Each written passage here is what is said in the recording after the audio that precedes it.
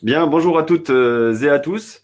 Vous voyez la présentation qui va s'afficher. Donc, je suis Renaud Mollard, directeur des opérations chez Amerson France, donc en charge de tous les départements opérationnels chez Amerson. Merci de vous être rendu disponible et nous sommes ravis en tout cas de vous retrouver aujourd'hui pour notre maintenant très habituelle matchmaking session que nous tenions à maintenir absolument malgré les circonstances. Car il est plus que jamais essentiel que nous gardions le lien permettant de maintenir nos activités le plus que possible et aussi, nous l'espérons demain, de les développer. Compte tenu de la situation sanitaire, nous nous sommes adaptés et nous inaugurons aujourd'hui une version virtuelle appelée e-matchmaking session. Cette formule fait visiblement des émules, y compris chez nos concurrents, néanmoins confrères, qui se sont inscrits et que nous saluons aujourd'hui. Si nous pouvons aider en ouvrant des voies, nous le faisons bien volontiers. Sur le fond aussi, nous inaugurons un matchmaking plus large, adressé également à vos collègues du marketing, du RSE et du retail design.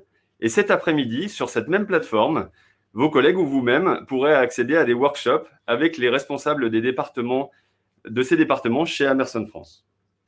En tout cas, nous espérons que ce format vous satisfera et permettra aussi au plus grand nombre, et c'est le but, d'y participer. En tout cas, nous serons évidemment à l'écoute attentive de vos retours. Nous aurions, vous l'imaginez, préféré lancer cette année et ce matchmaking session sans la fermeture qui a frappé nos centres commerciaux samedi soir. Mais nous devons aller de l'avant. Et j'espère que cette journée donnera en tout cas à tous des perspectives de développement. En tout cas, un point important, sachez que nos équipes sur site sont fortement mobilisées pour maintenir les conditions de sécurité maximales, comme depuis le début de la crise. Laissez ouvrir tous les commerçants qui peuvent l'être légalement. Aujourd'hui, seuls Nice Étoile et la rue des Galeries à Cergy-Trois-Fontaines sont ouvertes. Nous espérons et nous nous battons actuellement pour ouvrir la rue piétonne à Espace Saint-Quentin. Enfin, lors des précédentes fermetures, nous nous étions battus et avions obtenu l'accord pour que vous puissiez effectuer du click and collect, ce qui n'est aujourd'hui malheureusement pas possible. Mais nous continuons de nous battre. Nos équipes sont aussi mobilisées pour préparer les réouvertures qui se préparent dès aujourd'hui. Et en tout cas, sachez que nous serons à vos côtés pour vous y accompagner. Enfin, comme vous avez pu le constater, nos équipes sont aussi à vos côtés pour trouver des solutions d'accompagnement sur les différentes périodes de fermeture et permettre à tous de repartir du bon pied quand nous aurons enfin vaincu ce virus. Je conclurai ce mot introductif par dire que nous devons tous maintenir une chaîne de responsabilité sans faille et ne pas jouer la carte individuelle, sans quoi bon nombre d'entre nous ne se relèveront pas de cette crise sans précédent. Faisons quand même un bilan sur cette année 2020. Alors parfois, nous ne souhaitons pas y revenir, mais je pense que c'est important tout de même. Il y a eu évidemment des points éminemment difficiles, d'un point de vue commercial avant tout, avec une fréquentation en forte baisse dans nos différents centres. Un contexte sanitaire évidemment peu propice à la consommation, avec des contraintes importantes, le port du masque, on peut encore en avoir un exemple aujourd'hui, mais aussi des jauges. La crainte des clients, évidemment, de ce virus qui est débarqué rapidement et sans prévenir. Et enfin, la conséquence, une évaporation de nos chiffres d'affaires, à savoir vos chiffres d'affaires et nos loyers, et notamment vers le e-commerce, qui constitue aujourd'hui une concurrence totalement déloyale. D'un point de vue exploitation de nos lieux de commerce, de confinement, des couvre-feux, des stop and go et des équipes mises à rude épreuve, que ce soit professionnellement et personnellement. Mais tout de même, des protocoles sanitaires reconnus comme très robustes par les autorités, dans les commerces et dans les centres commerciaux. Nous avons subi certes des sites à l'arrêt pendant 3 mois à 3 mois et demi et parfois beaucoup plus pour certaines activités comme les cinémas, les restaurants et les fitness. Des projets à l'arrêt, notamment durant le premier confinement, entraînant des surcoûts de travaux importants, tant pour vos projets que pour nos projets. Mais malgré tout, terminons ce bilan par des notes positives. Nous avons ensemble affiché une volonté de maintenir le lien et de faire face. Un lobbying commun pour la réouverture des commerces, des vidéos communes aussi pour maintenir le lien avec vos clients et nos clients. Une période de fête sauvée tout de même, avec un week-end gagné sur le mois de novembre par rapport à ce qui était prévu initialement par les autorités. Des marchés de Noël, là aussi sauvés sur la quasi-totalité de nos sites. Et enfin, grâce aux décorations de Noël que nous avons décidé d'installer, une magie de Noël presque habituelle. Enfin, ensemble, nous l'espérons, de nouveaux projets de développement conjoints. Nous nous sommes battus pour vous y accueillir et nous espérons que ces derniers porteront notre croissance dans les mois qui viennent. Quelques constats quand même, à froid. Évidemment, cette crise a accéléré tous les pans de notre industrie et toutes les mutations qui étaient en cours. Tout d'abord, la nécessaire mutation de nos lieux de commerce. Et évidemment, il faut que nous soyons plus attractifs, plus agiles, en ne pouvant rester sur le temps du bail de 10 ans, tel que ce l'était le cas auparavant. La nécessité aussi de faire front ensemble, en étant mutuellement responsables, en adoptant des pratiques responsables et vertueuses, mais aussi en aidant les plus fragiles et les plus impactés, en s'intéressant et en prenant conscience de la situation de l'autre. La nécessité de se parler au-delà du contrat, ce que nous n'avons pas réussi à faire lors du premier confinement. Et lorsque nous nous sommes extraits de ce contrat, que nous nous sommes retrouvés, nous avons pu sereinement discuter et enfin trouver des accords. La nécessité enfin de retrouver des occasions régulières de se rencontrer. Certes, pour régler les problèmes, et il y en a, nous le savons, mais être plus efficace dans nos dépenses, notamment de marketing, et idéalement, co-construire, développer et tester ensemble. Comme vous l'avez compris, nous souhaitons aujourd'hui bâtir une nouvelle relation. Et nous en avons défini les bases. Notre relation, nous l'espérons, s'appuiera sur 6 piliers majeurs. Tout d'abord, la transparence, sans quoi il ne peut y avoir de confiance, afin de partager notamment les performances et les stratégies de l'actif et de vos propres points de vente. Une collaboration, là aussi totalement nécessaire, de façon à améliorer nos échanges et mieux coordonner nos actions. Fédérer la communauté, c'est totalement nécessaire, que ce soit la communauté des enseignes, des employés, les riverains, de façon à vraiment bâtir une communauté forte. Adopter une gestion responsable, c'est totalement nécessaire aussi, visant à une démarche de qualité et à beaucoup d'ambition sur ces sujets-là. Nous y reviendrons. Avoir une politique de développement innovante, en proposant à la fois des lieux de commerce innovants, mais aussi, nous y reviendrons, des services innovants. En filigrane de tout cela, évidemment, rien ne peut se passer sans de la qualité. La qualité dans nos centres et aussi dans vos points de vente. Cette nouvelle relation partenariale, elle s'établit déjà sur des bases solides que nous avons d'ores et déjà mises en place. Tout d'abord, en améliorant la communication avec vous, sur site, avec la mise en place dès 2019 de Communication Plus. L'effet de la crise a été une accélération du déploiement de cette application qui permet de mieux converser ensemble et de mieux se tenir informés. Elle est désormais disponible sur l'intégralité depuis le milieu de l'année dernière sur tous nos sites. Aujourd'hui, 99% des enseignes sont enregistrées et nous avons environ 2000 utilisateurs par jour. Améliorer l'accueil que nous pouvons vous faire sur site pour mieux vous accompagner dans votre exploitation, avec la création de 2 postes notamment, de designer et de retail PMO, ce dernier vous accompagnant dans vos différentes démarches administratives et d'aménagement. Donner une meilleure visibilité sur les performances du centre. Nous faisons le premier pas vers vous et nous espérons qu'en échange, vous partagerez aussi vos données sur la communication, sur la fréquentation hebdomadaire des centres, notamment sur tous les recherches et développements d'outils que nous pouvons faire et que nous mettons à votre disposition dès que les informations sont fiabilisées. Avoir des centres plus performants énergétiquement, évidemment. Nous avons développé sur les terrasses du port et mis en fonctionnement en mars 2020 une ferme photovoltaïque sur plus de 5000 m² qui fournit environ 20% des consommations des parties communes du centre. Et enfin, des points qui nous tiennent à cœur, les chartes de développement territorial que nous développons sur l'intégralité de nos centres. Nous l'avons fait sur les terrasses du port et nous avons réitéré récemment, notamment sur le volet emploi, à Cergy-Trois-Fontaines, en proposant aux demandeurs d'emploi et en les mettant en relation avec les pourvoyeurs d'emploi que vous pouvez représenter. Cela a débouché sur 76 postes dans le cadre de l'ouverture de District, notre food court, à Cergy-Trois-Fontaines en septembre dernier. Améliorer les services du centre. Évidemment, nous travaillons actuellement sur un espace salarié, sur la réflexion autour d'une click and collect, sur lequel nous avons d'ores et déjà mis en place des services innovants en termes de restauration, le ship from store et évidemment le recyclage des déchets. Enfin, tout cela ne peut se faire, comme je le disais, sans une politique qualité ambitieuse que nous mettrons et que nous continuerons de développer. Pour 2021, Comme vous l'avez compris, donc ces 6 piliers seront évidemment très importants dans notre relation. La transparence en allant plus loin, en systématisant et en fiabilisant les rapports que nous vous envoyons. Plus de collaboration avec le lancement de workshops avec vous pour voir comment mieux faire, comment mieux être efficace, notamment dans les dépenses. Continuer de fédérer la communauté, notamment sur les volets de l'emploi, sur lesquels vous pouvez être éminemment important. Évidemment, bâtir une gestion responsable avec l'optimisation continuelle de nos consommations. Tout ça avec une touche innovante, avec la mise en route notamment sur Marseille de la géothermie qui viendra réchauffer et refroidir le centre dès le premier semestre 2021.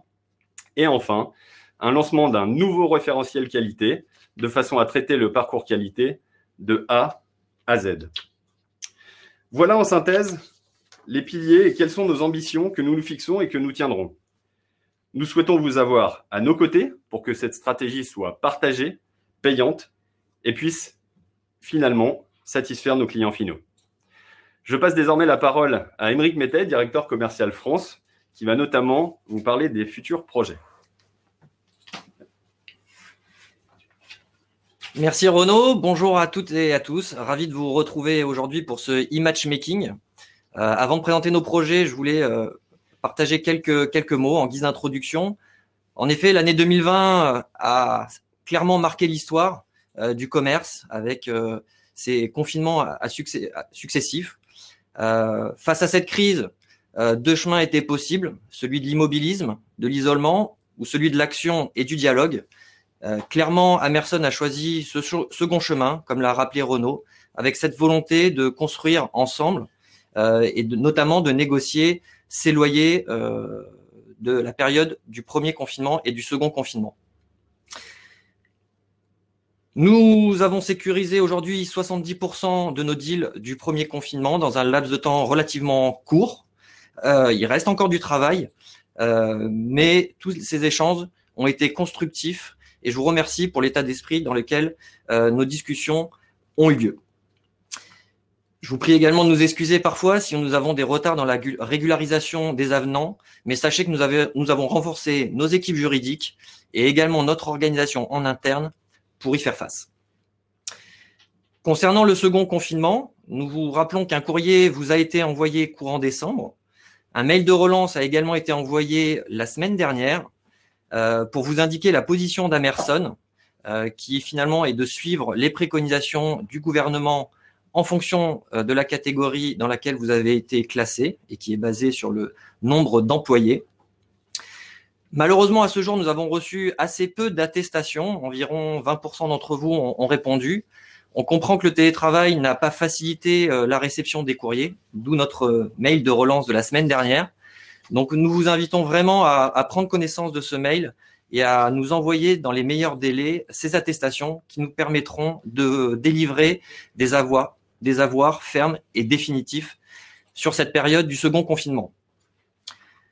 Le troisième peut-être se prépare, malheureusement, et il est déjà d'actualité sur certains de nos sites, pas tous.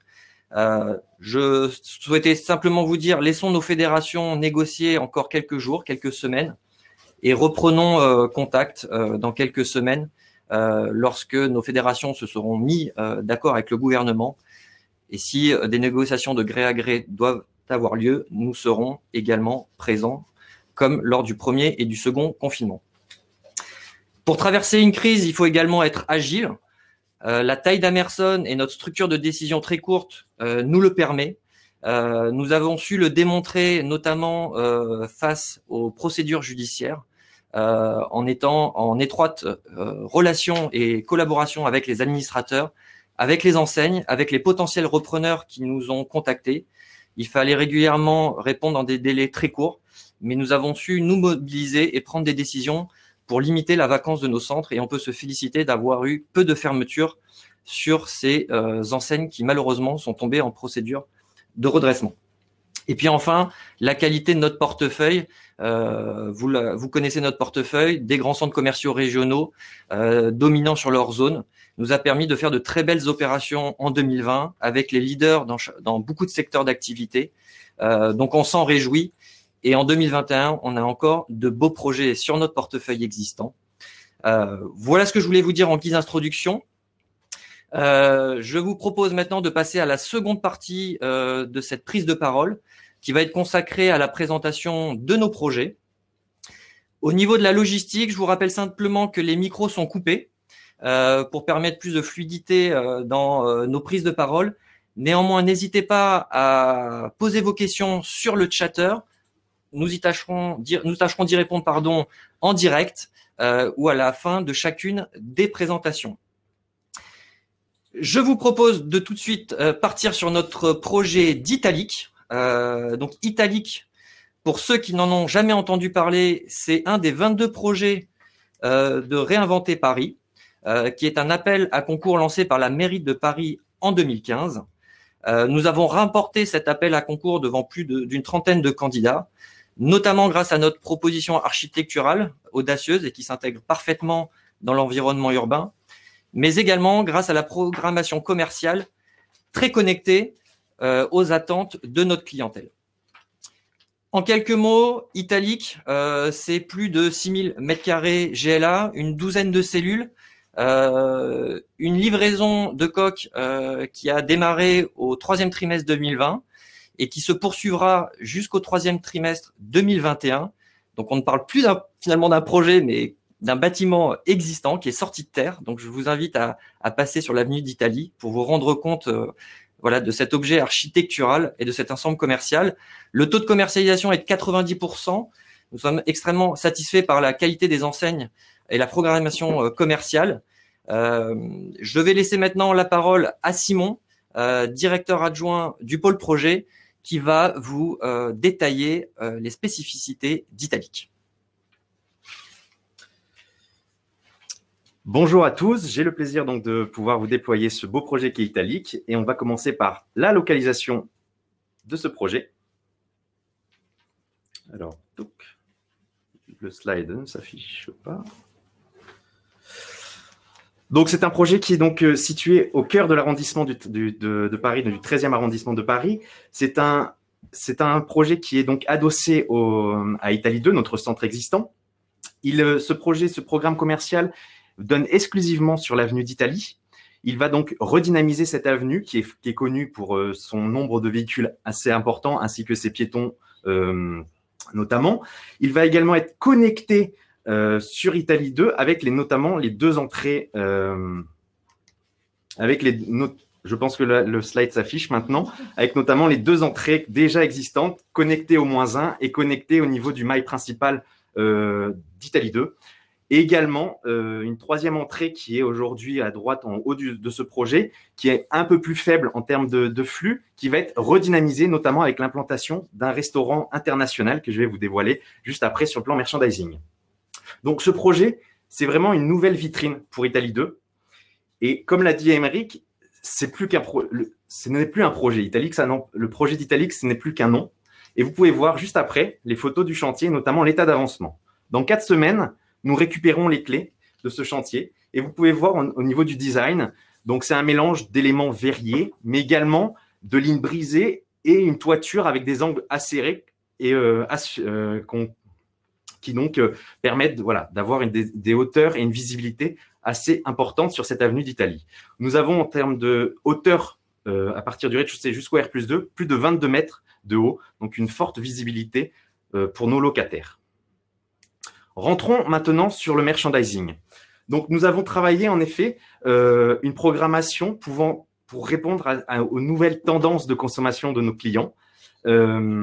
Aujourd'hui, nos clients, ils ont des nouveaux usages. Ils souhaitent se consommer, bien sûr, mais également se divertir, se restaurer, travailler et également avoir tout un panel de services à leur disposition.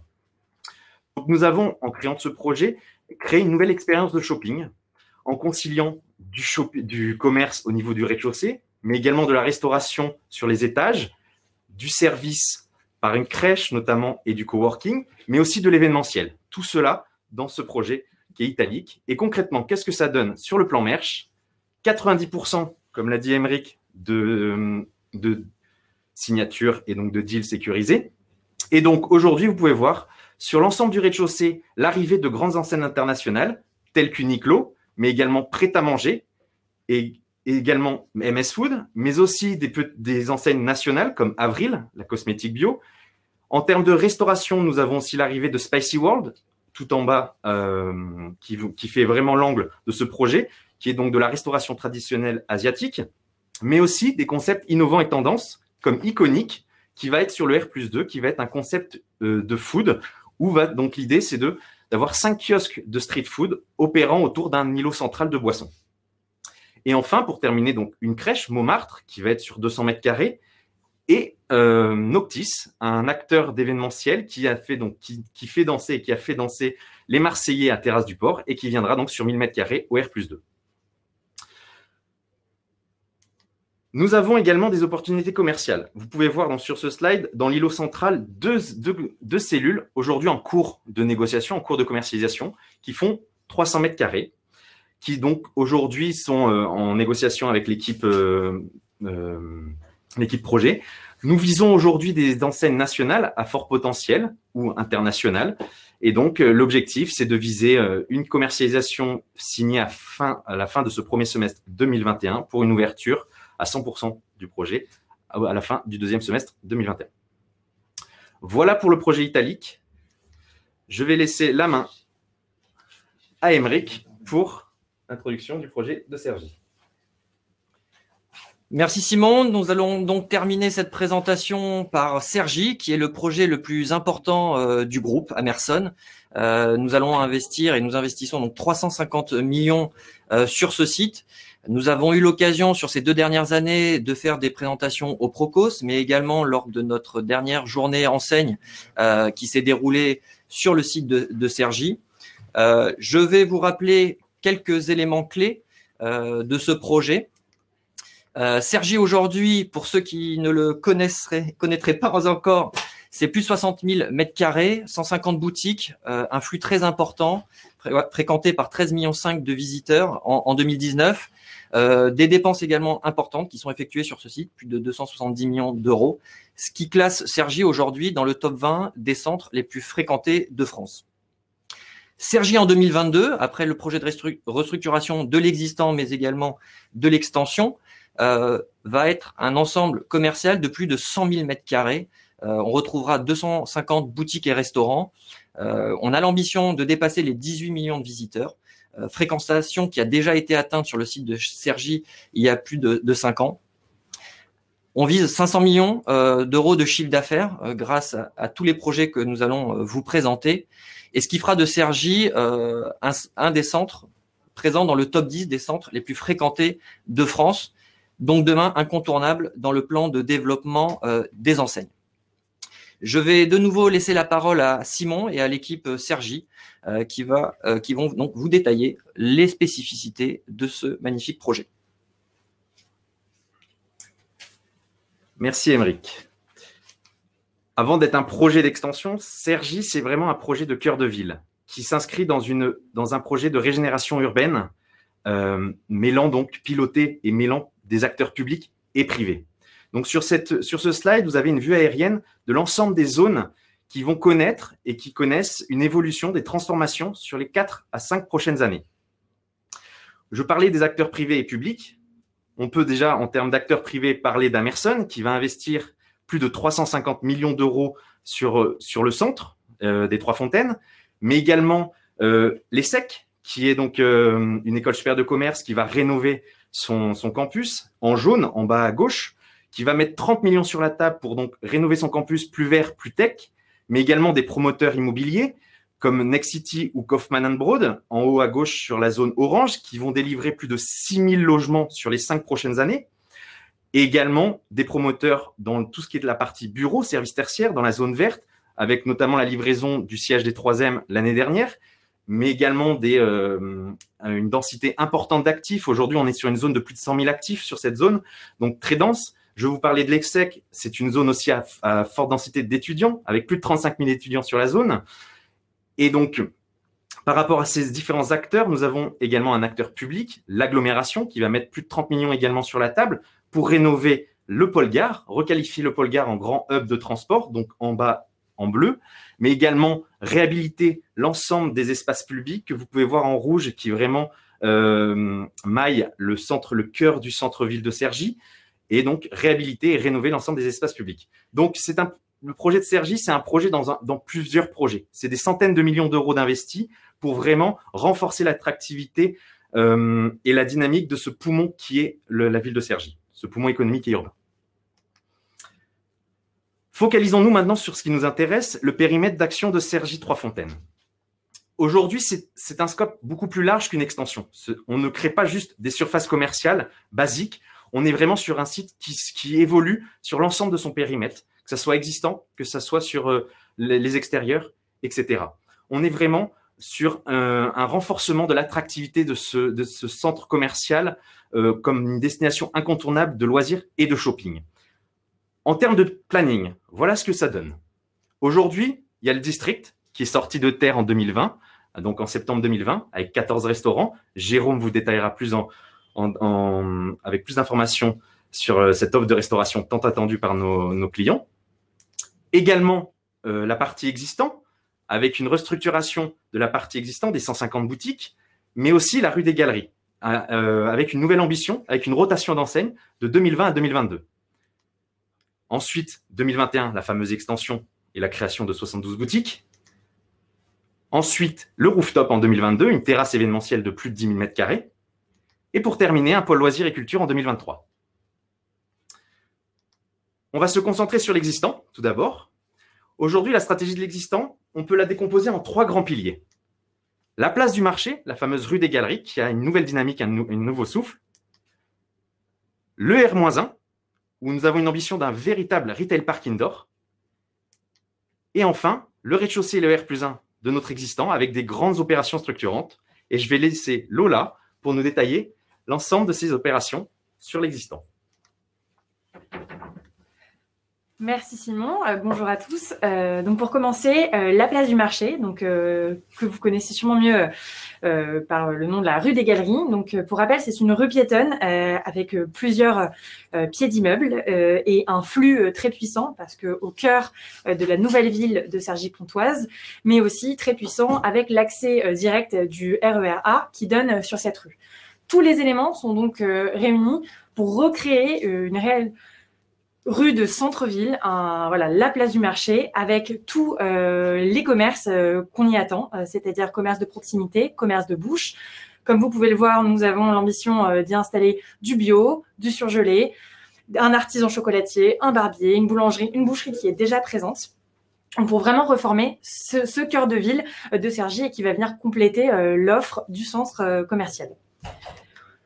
Petite perspective ici qui vient aussi montrer l'ambition en termes de design. Il faut rappeler que l'agglomération a beaucoup investi dans la ville de Cergy, notamment avec la rénovation qui a été votée de la gare de RER, mais également l'installation de beaucoup de bureaux, de logements étudiants et qui a aussi investi d'ores et déjà dans la rue des Galeries, notamment avec le sol et la rénovation des marquises.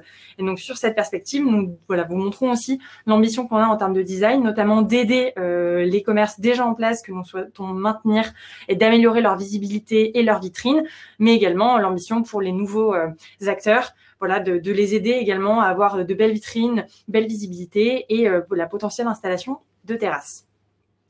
Voilà pour la rue des Galeries. Deuxième pilier, donc les opérations structurantes, structurelles sur l'existant. Donc pour commencer avec le rez-de-chaussée, nous avons, voilà, on mène de grandes opérations d'envergure, notamment de MS, dont certaines qui sont déjà en cours, notamment avec la libération du rez-de-chaussée de Auchan, qui initialement était sur 2 niveaux, rez-de-chaussée et R+1. Donc, il a libéré le rez-de-chaussée pour se mettre d'un seul tenant sur le niveau 1, tout en gardant évidemment la même surface de vente.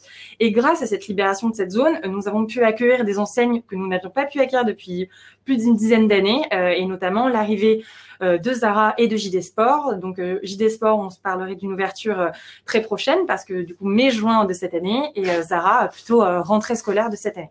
Donc qui va vraiment venir modifier et redynamiser ce centre qui avait besoin de ces très belles enseignes. Nous menons aussi des opérations avec les enseignes déjà en place afin qu'elles puissent s'exprimer sur leur concept et sur leur bon format, notamment avec la MS qui se situe entre Zara et JD Sport sur du prêt-à-porter et également sur l'autre MS en rouge. Petite perspective de la future vitrine de Zara sur un très beau linéaire de 36 mètres carrés, 36 mètres tout court, pas mètres carrés. Et pour aussi montrer que malgré un refresh de l'existant plutôt récent, qui était en 2016, nous comptons également réinvestir dans un nouveau refresh afin de ne pas créer de distorsion, notamment design, entre une extension et un existant, ce qui peut parfois souvent arriver, afin de créer vraiment quelque chose de très, très fluide et ne pas avoir de scission entre les deux.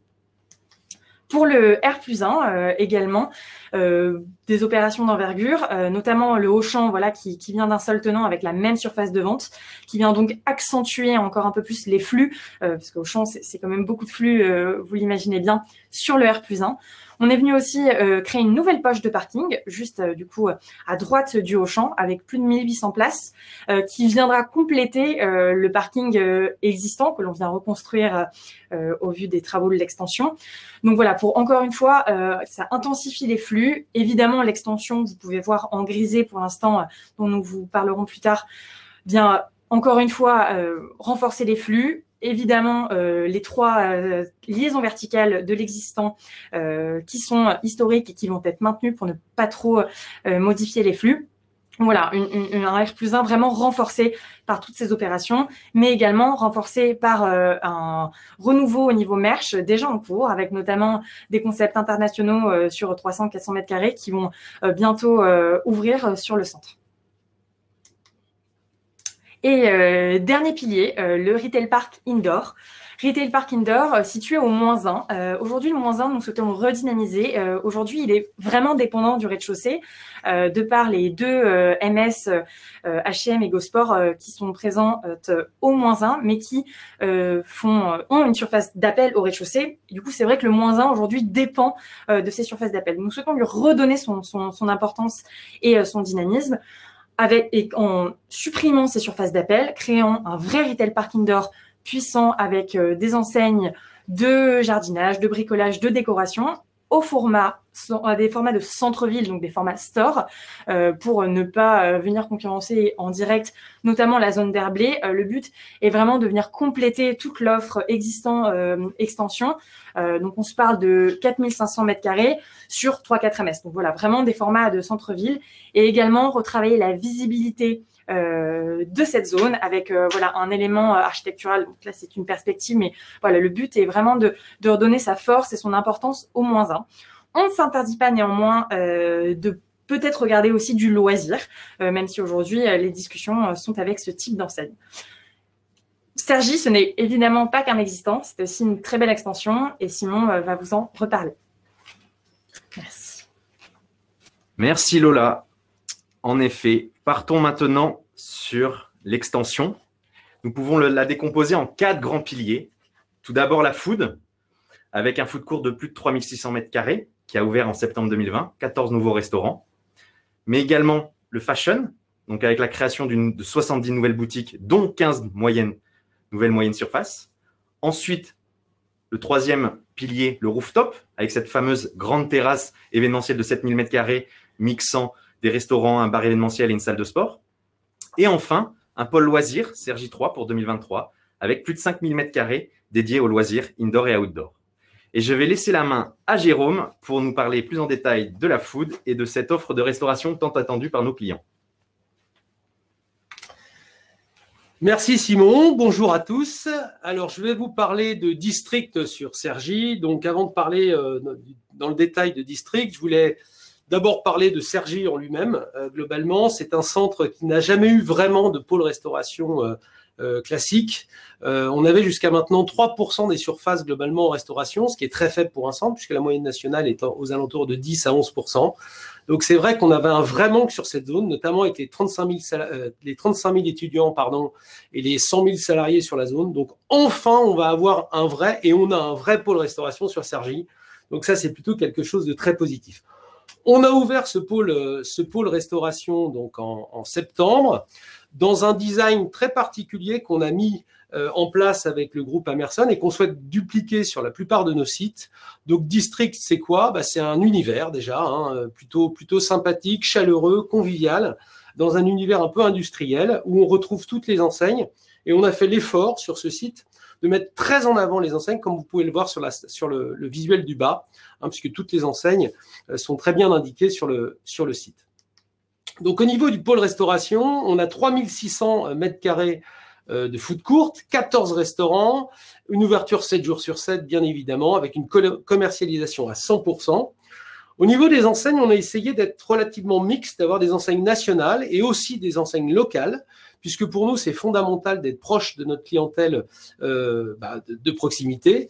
Donc, on a notamment Yam Yam, on a notamment le Petit Mazat, qui sont présents sur la zone, dans des villes voisines. Et puis, bien évidemment, on a des enseignes nationales un peu incontournables, type McDo, Burger King ou Vapiano, qui complètent l'ensemble.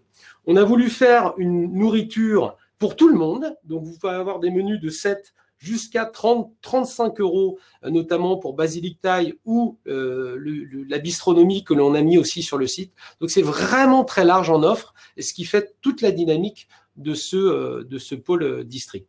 On a également, sur l'extérieur, créé trois autres restaurants, une boulangerie traditionnelle, puisqu'on voulait absolument avoir une boulangerie traditionnelle qu'on n'a pas en général sur nos sites. Là, c'est quelque chose de très qualitatif, un japonais, et nous sommes en cours de signature avec Italian Trattoria sur l'extérieur de cette partie du centre. Ensuite, avec District, nous avons aussi intégré des services. Aujourd'hui, vous savez que la livraison est quelque chose d'indispensable pour la restauration. Bien évidemment, en ce moment particulièrement, puisque malheureusement, les restaurateurs ne peuvent travailler que par la livraison. Donc, on a mis en place tout un service au sein du parking, juste à proximité de District, un emplacement pour les livreurs, donc où ils peuvent déposer leur scooter, déposer leur casque, hein, puisque la plupart du temps, la difficulté quand vous faites la queue au sein d'un restaurant et que vous avez quelqu'un d'Uber Eats ou de Just Eat qui arrive avec son casque et qui passe devant vous qui faites la queue, c'est pas très qualitatif. Donc là, on a tout mis en place pour que ça soit qualitatif et pratique. Donc, c'est un service qu'on va développer aussi sur la plupart de nos sites. Simplement, un petit message aux restaurateurs. Sachez qu'on est avec vous. On est parfaitement conscient de la difficulté que vous avez aujourd'hui. On est dans le même bateau et on fera tous les efforts nécessaires pour être avec vous pendant cette période un peu compliquée. Je vais passer la parole maintenant à Alice qui va vous parler plus particulièrement de l'extension. Merci Jérôme. Donc le deuxième pilier, c'est l'extension avec ses 70 nouvelles boutiques et l'ancrage de 15 nouvelles moyennes surfaces. Donc l'extension, qui est actuellement en cours de construction, a prévu d'être livrée au 4e trimestre 2021 et pour une ouverture au 1er trimestre 2022. Cette extension se veut être une expérience shopping renforcée par plusieurs aspects. Donc le premier point, bien sûr, c'est la pré-commercialisation, mais cela fera l'objet d'un point d'attention particulier dans un second temps. Ici, sur cette paire, je vais plutôt vous montrer le design de l'extension, ce que l'extension va donner. Donc ce design, on le veut aéré, épuré, à la fois chaleureux, avec des touches et des sources de chaleur boisées et végétalisées sur le parcours client. On souhaite également, vous voyez également qu'il y a des vitrines toute hauteur qui permettront aux enseignes d'implanter leur dernier concept pour mettre en valeur leur dernier concept. Il y aura également des places centrales dans l'extension qui seront travaillées avec des gestes architecturaux forts et ambitieux qui permettront de mettre en valeur les commerces de ces places. Et c'est notamment, ici, vous voyez une perspective de la FNAC qui fait partie d'une de ces places centrales. Alors, donc le deuxième point, c'est effectivement la pré-commercialisation, qui est un point important du projet.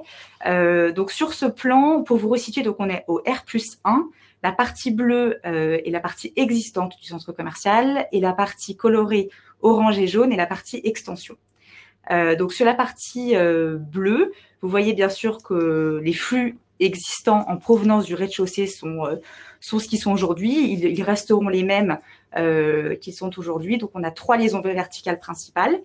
On a également des flux piétons, excusez-moi, donc qui sont en bleu, donc qui viendront plutôt côté centre-ville, rue des Galeries, et le flux en haut piéton qui sont des flux en provenance des bureaux, donc du pôle tertiaire, et également les flux parking. Donc les flux parking, c'est un flux important. Donc je rappelle qu'on a livré plus de 2000 places de parking en dessous de Kiabi, en dessous de la pharmacie, qui est une liaison qui existe déjà aujourd'hui, donc qui est une liaison qui est plutôt centrée Auchan, hypermarché. Et vous voyez les deux autres liaisons verticales, une entre la Fnac et Bershka dans l'extension et l'autre en face d'Adidas, qui sont des flux existants donc venant du parking. Je rappelle qu'il y a 3 nappes de parking inférieures et une nappe supérieure au-dessus de cette extension. Pour que les choses soient claires, on a réparti l'extension en 3 zones. La première zone, c'est la ceinture DMS, donc qui jalonne un parcours client ambitieux et qui sera certain. Donc CMS, on en a plus d'une dizaine. Donc on a la pharmacie, Kiabi, la Fnac, Bershka, Stradivarius, Sephora, Jennifer, Maison du Monde et Adidas. Donc, vous voyez qu'il y a à la fois des transferts d'enseignes existantes dans le centre ou aux alentours. Je pense à Maison du Monde qui se transfère depuis la rue des Galeries dans l'extension. On a le transfert également d'Adidas. On a le transfert de la Fnac, bien sûr, et de la pharmacie. On a également des nouvelles arrivées comme Kiabi, comme Bershka, Stradivarius et Jennifer. Les zones 2 sont des zones dites premium. Alors, excusez-moi, je précise un petit point sur les moyennes surfaces. Aujourd'hui, donc l'ensemble des moyennes surfaces, enfin, toutes les moyennes surfaces sont 100% sécurisées, donc c'est-à-dire signées ou en cours de finalisation, et elles représentent un peu plus de 70% en surface du pré-letting. Donc les zones 2 sont des zones premium. La première zone, c'est celle qui est plutôt côté Fnac, qui est une zone dans laquelle on va implanter, d'ailleurs dans les 2 zones, on implante des enseignes nationales incontournables pour les CSP+, donc notamment avec la venue de Nespresso, de Lacoste, de Superdry, de Kawaii. Donc Kawaii, ce sera la première implantation en centre commercial en Île-de-France. Et la deuxième zone, donc c'est celle qui est sur le mail traversant qui mène à Maison du Monde et Lévis. Donc l'ambition est forte sur ce mail avec la venue d'enseignes comme Sud Express, Karl Marx John et Jonac. Et la troisième partie, donc c'est Cergy 3 qui sera restructurée, réaménagée. Donc au niveau extension, il y aura des commerces, donc textile et culture, et à l'étage du food and beverage et du loisir.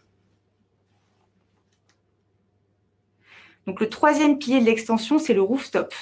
Donc c'est cette terrasse qui existe au-dessus de l'extension, donc qui est au niveau 2, qui aujourd'hui est pas aménagée, qui est clairement vide. En fait, c'est une dalle de béton qui mène à la barre de bureau que vous voyez sur la perspective. Donc aujourd'hui, sans intérêt particulier. Demain, c'est un projet qui est cher à Emerson, c'est de travailler cette terrasse et de s'inscrire dans une ambition de projet urbain mixte, à la fois en proposant du commerce, des bureaux et du loisir. Donc pour cela, on va travailler avec un acteur assez connu sur la place qui s'appelle Passage Enchanté, donc qui est un acteur de programmateur d'animation à la fois en extérieur et qui sait aussi travailler les espaces clos. Et là, pour notre cas, en tout cas, ce sera l'aménagement de notre terrasse en extérieur. Donc proposer, donc on a 7000 m² à ce jour. On veut proposer une promenade urbaine, une aire de jeu, également une serre modulable qui puisse être utilisée à la fois en hiver ou en été selon les animations que le programmateur nous proposerait et souhaiterait implanter. On aura également 2000 m² de loisirs et de sport et de la restauration. Je laisse donc la parole à Jérôme pour Cergy 3. J'arrive, excusez-moi. Cergy 3. Donc Cergy 3, c'est un projet en 2023. Donc c'est un projet, je ne sais pas si tout le monde connaît Cergy 3, c'est un site qui était en copropriété qu'on a repris il y a quelques années maintenant et qu'on a totalement restructuré, qu'on va totalement restructurer. On a déjà résilié un certain nombre de baux, on va transférer la Fnac, etc. Et on a un projet très ambitieux en fait sur ce site qui sera en complément de ce qu'on fait déjà.